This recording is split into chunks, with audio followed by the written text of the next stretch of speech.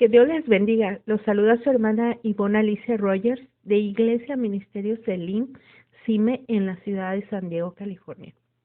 Este axioma devocional que voy a compartir el día de hoy es para que aprendamos dónde están los muertos.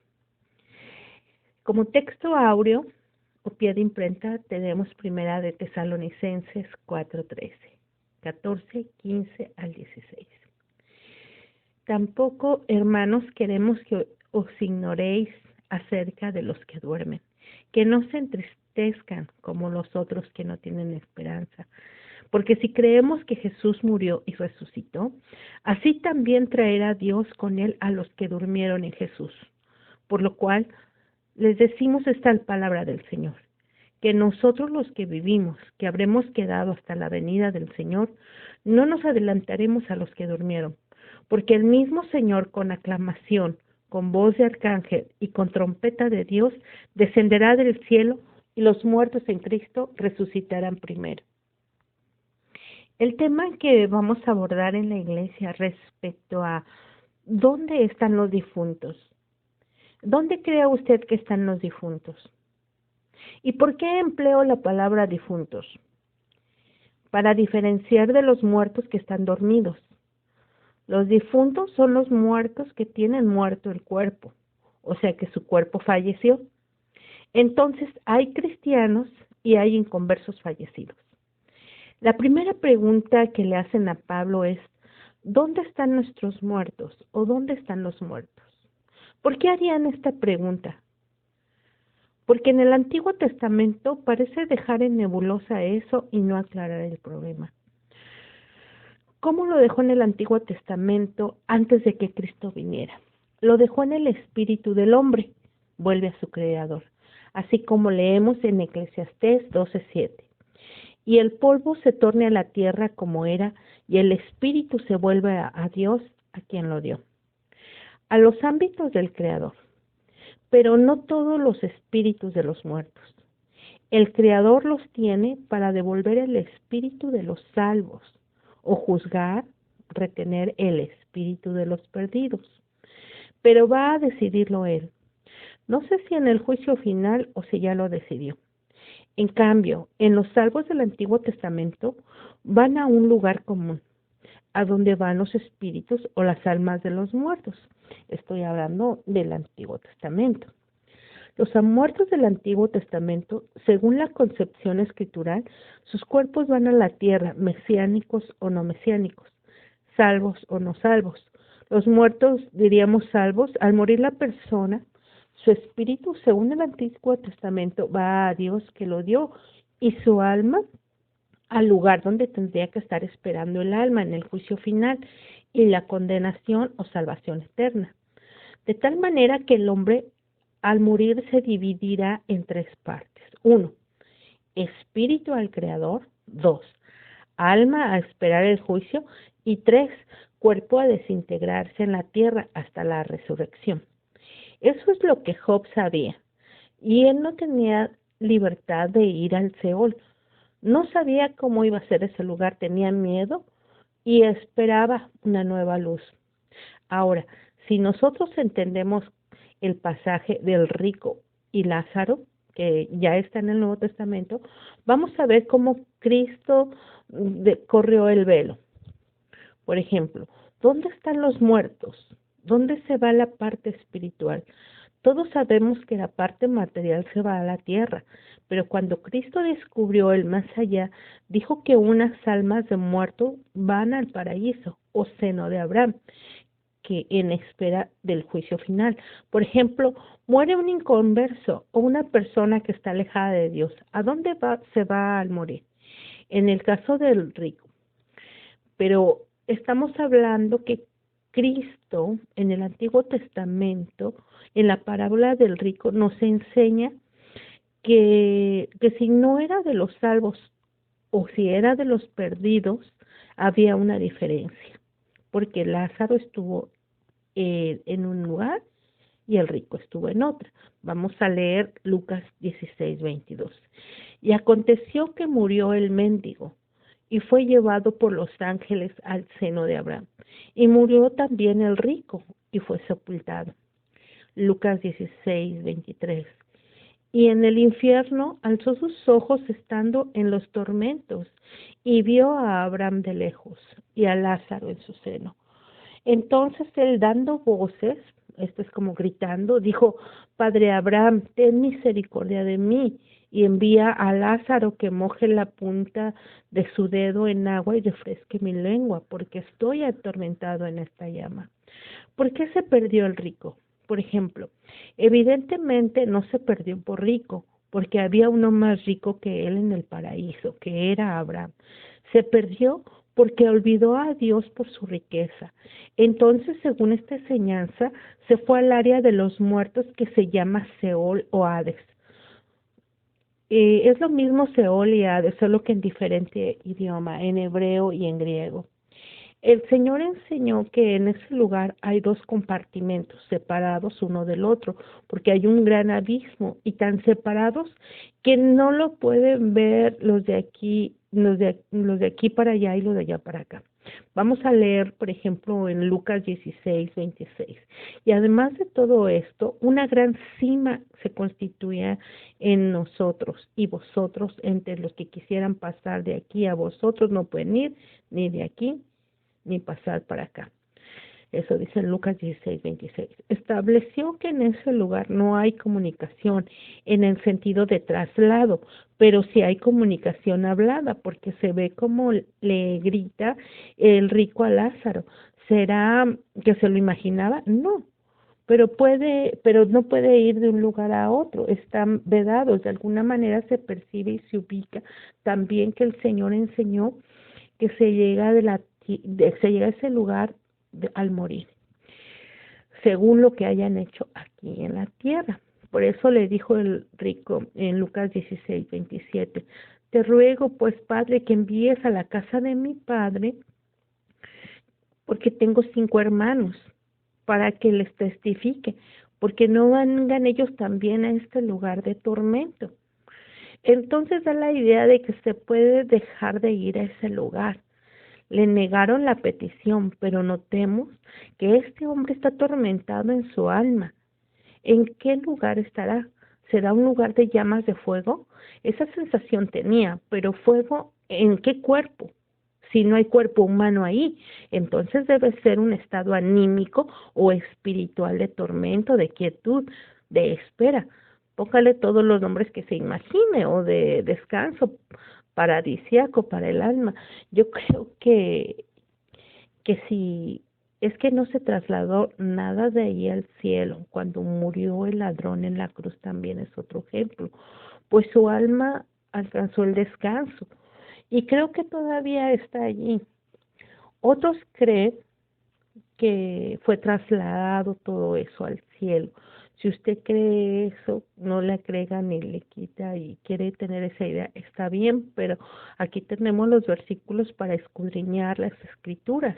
Entonces quiere decir que el lugar de los espíritus de los muertos, hablando del espíritu del hombre humano, debe estar, según el Antiguo Testamento, bajo el dominio de Dios en una región, en un lugar de donde Dios lo tiene esperando su colocación definitiva y eterna.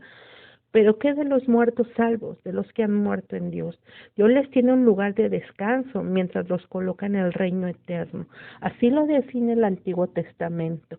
Pero cuando Cristo vino, corrió el velo, pero no tanto en lo que estamos explicando, sino que le reveló a Pablo cómo iba a ser. Si queremos saber a dónde están los difuntos del Nuevo Testamento, tenemos que preguntarle a Pablo, porque a él se lo reveló el Señor, pero cuando se lo reveló, en 1 Tesalonicenses 4:13 le dijo, los muertos en Cristo. No se está refiriendo a los muertos que hay de la iglesia. Ellos no se van a perder en la venida del Señor. En el Nuevo Testamento está hablando de los muertos del Nuevo Testamento. ¿Dónde están? ¿Van a ser levantados todos? ¿O van a ser levantados aún los muertos incinerados?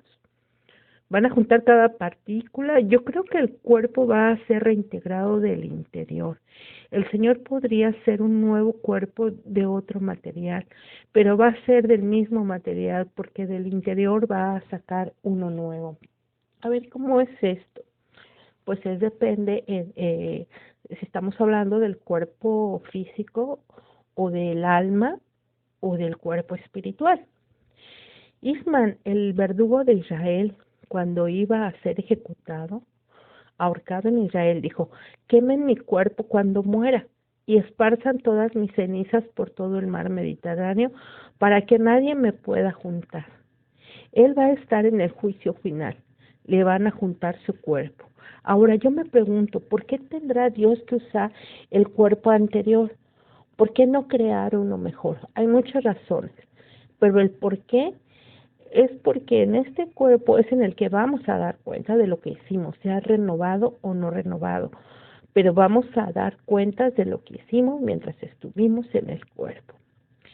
Leamos 2 Corintios 5:10, porque es necesario que todos nosotros comparezcamos ante el tribunal de Cristo, para que cada uno reciba según lo que haya hecho mientras estaba en el cuerpo, sea bueno o sea malo.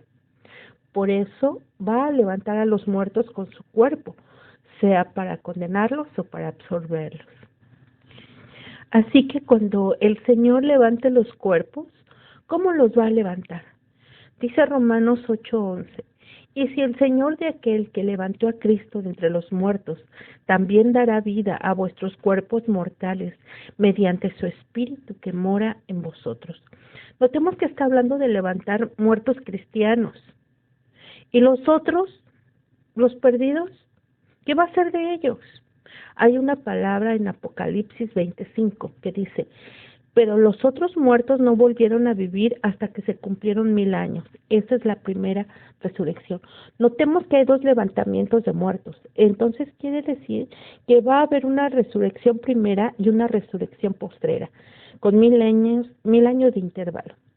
Quiere decir que el día del Señor va a estar englobado en medio de 2 resurrecciones de muertos. 1, los muertos en Cristo resucitarán primero. 2, la última resurrección. Los otros muertos se levantarán al final. Aún dice en Juan 11:26, y todo aquel que vive y cree en mí no morirá eternamente. El Señor lo va a levantar, pero a los otros les dice en Juan 6:40, y esta es la voluntad del que me ha enviado, que todo aquel que vea al Hijo y cree en Él tenga vida eterna, y yo lo resucitaré en el día postrero. Notemos que unos no verán muerte y otros serán levantados. Las 2 resurrecciones son para levantar los cuerpos culposos o no. Y si los perdidos son levantados, ¿para qué son levantados? Para ir al juicio final, donde se saca el alma de este perdido que va a levantar el cuerpo. La sacan del Seol, en donde estaba esperando ansiosamente la resurrección para ser juzgado. Y le preguntan, parafraseando: ¿de qué lugar viene? ¿Del Seol? ¿Del tranquilo lugar o del tormento? ¿Y qué es lo que está atormentando? Porque el cuerpo está dormido en la tumba, el alma es la que está atormentada o no atormentada, es inconversa o impío atormentado. Están en cuentas con Dios en descanso. Hay 2 lugares. Los 2 están esperando que los cuerpos se levanten. Por eso cuando Cristo fue al monte de la transfiguración se asustaron los discípulos antiguo testamentarios, de que Cristo les habló de la resurrección de entre los muertos. Se asombraron porque ellos sabían solamente de la resurrección de los muertos, todo el Antiguo Testamento, pero cuando Él les dijo: cuando yo resucite de entre los muertos, y preguntaron: ¿qué es eso? ¿Qué va a haber una resurrección primera que deja a otros en los sepulcros muertos, o es una resurrección postrera que todos van a ser levantados? O sea, en general, cuando venga la resurrección universal, todos los muertos van a estar allí, solamente que los de la primera resurrección entre los muertos con Cristo, vamos a estar juzgando a los muertos. Y eso lo dijo a Pablo en 2 Corintios 6:3. ¿O no sabéis que hemos de juzgar a los ángeles cuando más las cosas de esta vida? Alguien dijo por ahí que la más grande humillación para el diablo no fue que Dios lo juzgara, sino que lo juzgarán los que él dañó y molestó. Ahora él es un fiscal, es una versión de la Biblia que dice, el diablo es el fiscal de las cortes de arriba. Los muertos van a resucitar aún antes que los vivos vean al Señor. Notemos que hay un espacio entre los muertos resucitados que están vivos ya. Ya los cristianos vivos que todavía no están transformados. Aquí va a estar un cristiano vivo, pero todavía no ha visto el descenso del Señor. Pero allá va a estar un muerto ya resucitado que va a estar hablando con el vivo. Y él sí, ya resucitado y transformado. O los transforman juntos. Pero en ese espacio que hay resurrección y transformación y unidos, son llevados a presenciar el descenso del Señor en los aires. Notemos que no estamos hablando de la segunda venida, porque el primer descenso de Cristo en los aires, no la tierra, que se proyectará aquí abajo, es en los aires, es un encuentro, es el famoso encuentro que ya hemos dicho, que es la parusía que se nos va a presentar a nosotros antes del arrebatamiento. Ahora, cuando ya se ha arreglado todo eso, ¿dónde va a estar Cristo y su iglesia? En ese intervalo, el gran encuentro de los aires y su regreso a la tierra. Unos dicen que va a estar peleando la gran tribulación, otros dicen que van a estar en la casa del Padre. Las bodas del Cordero van a realizar antes de que regrese a la tierra, porque regresa casado, lo que sería la segunda venida. Unos piensan que los vencedores van a sufrir al descender el Señor en el aire y luego de ser presentados con el Padre, bajamos con Cristo donde Él esté. Por eso Cristo tiene que estar atravesando la gran tribulación con nosotros en otra dimensión. Esa es la novia esposa, porque va a estar peleando el pueblo salvo, los ejércitos celestes, ángeles, defendiendo al pueblo salvo y tomando la tierra que es la heredad de la iglesia. Una vez que Dios con sus ejércitos toma la tierra, reúne a su pueblo, se casa y se va a iniciar ya el reino, haciendo una cena donde se corona el matrimonio. En la fiesta de bodas se va a juntar todos los salvos de todos los tiempos. Allí dice la Biblia, verán a Abraham, a Isaac y a Jacob. Me llama la atención que nunca menciona que digan verán a Judas ni verán a Esaú, porque Dios alteró la lista. La lista es Dios de Abraham, Dios de Isaac, Dios de Jacob. Esaú quedó eliminado de la lista. En esta boda ya juntos se inaugura el reino. Allí van a estar todos los salvos, vivos y los muertos resucitados. Los perdidos van a estar ingresando al lago de fuego. El lago de fuego va a estar lleno de los atormentados. El paraíso va a dar a sus muertos y todos van a entrar al reino. Así que, wow, este tema, amados hermanos, pues también les mencioné varios versículos por si tienen alguna duda, pueden escribir o dejar su comentario o su aportación, y también para que escudriñen más las escrituras y el Señor les hable y les revele todo lo que hay que saber, algo que nos enseñó nuestro pastor. Hay que leer entre líneas, hay que ser muy detallados para leer, no nada más leer así por leer, sino saber que el Señor nos está dando su palabra para que, no solo para que la vivamos como a Él le agrada, sino que nos da muchos detalles acerca de su venida y de todas esas preguntas que en ocasiones podemos tener o que alguien más a quien le hablemos de Cristo tiene. Así que Dios los bendiga, me despido. Su hermana Ivonne Alicia Rogers, de Iglesia de Cristo, Ministerio Selim Cime, en la ciudad de San Diego, California.